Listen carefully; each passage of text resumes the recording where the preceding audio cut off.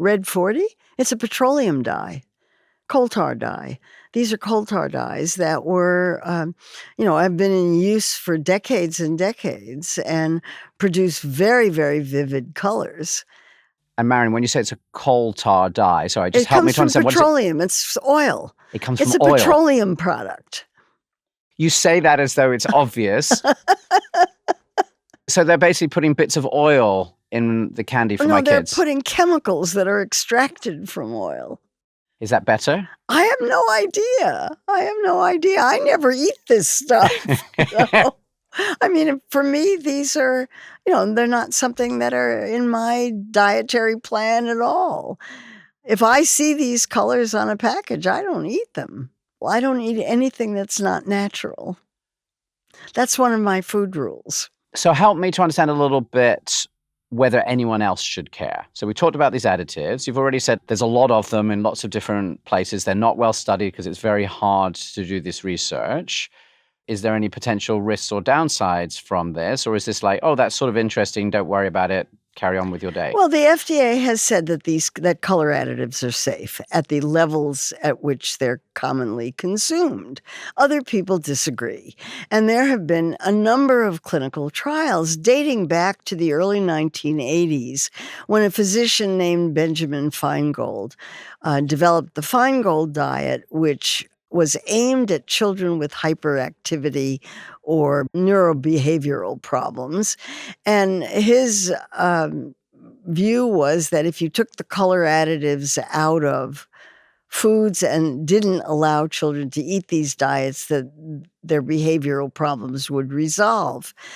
And it's been very difficult to do the science. First of all, you're not allowed to do experiments on children, so that's one problem. But there are others as well.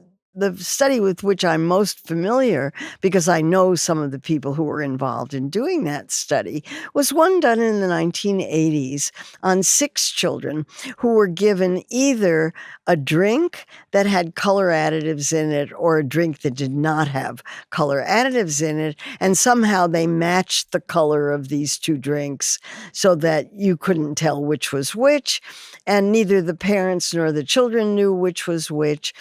And what they found out was that there was one child in that study who every single time that child drank the drink with the additives in it, that child went off the wall and developed behavioral problems.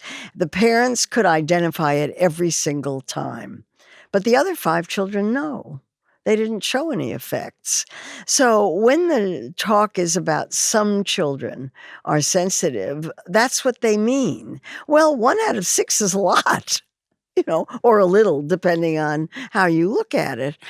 So the behavioral problems are there for some children, and there are animal studies that indicate that some of these additives are carcinogenic in animals, or potentially carcinogenic. Well, from my standpoint, that's enough of a reason to get rid of them. These things have no purpose in the foods other than to make people want to eat them. They're cosmetics. They don't have any safety function. They don't have a nutritional function. They are strictly cosmetic. And there are replacements.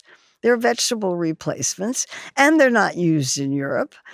So on and on and on. There's no reason that they should have been gone a long time ago.